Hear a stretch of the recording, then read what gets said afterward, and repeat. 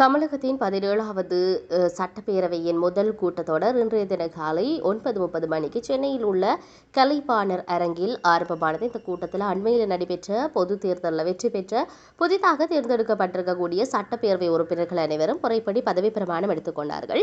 தற்காலிகமாக பேரவைத் தலைவர் கருப்பையா புதிய உறுப்பினர்களுக்கு பதவி பிரமாணம் செய்து வைத்திருந்தார். இதுக்கான அறிவிப்பை சட்டப்பேரவை முதன்மை செயலாளர் சீனிவாசன் அறிக்கையொன்றை வெளியிட்டு தெரிவித்திருந்த நிலையில் உறுப்பினர்கள் அனைவரும் வெற்றி சான்றிதழுடன் சமூகம் அளிக்குமாறு கேட்டுக் கொள்ளப்பட்டிருந்தார்கள். தொடர்ச்சியாக தமிழகத்தின் புதிய முதலமைச்சராக வெற்றி கழகத்தினுடைய தலைவர் ஜோசப் விஜய் நேற்று தினம் மாலை பதவி ஏற்றிருந்தார். அவருக்கு தமிழக ஆளுநர் RV அர்க்லோலர் பதவி பிரமாணம், அதாவது ரகசிய காப்பு பிரமாணமும் அங்கு நடைபெற்றது. முதலமைச்சர் விஜயுடன் அவரது கட்சியைச் சேர்ந்த 9 முக்கிய உறுப்பினர்களும் அமைச்சர்களாக பதவியேற்றிருந்தார்கள்.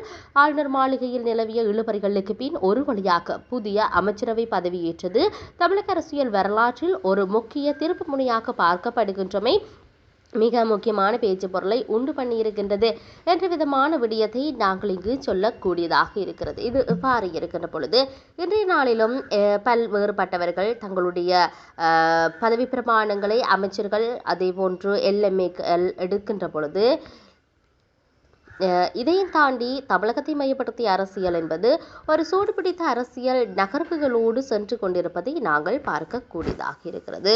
இதிலும் குறிப்பாக விஜய் சந்தித்த, அதாவது ராகுல் காந்தி சார்ந்து ஒரு பரபரப்பான விடயங்கள் வந்திருக்கின்றது.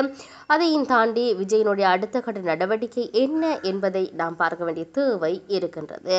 இருப்பினும் இன்றைய நாள் நிகழ்வுகள் மிக சிறப்பாக இடம்பெற்று நடக்கின்றது என்பதை நாம் இந்த இடத்தில் பதிவு செய்யக்கூடியதாக இருக்கிறது.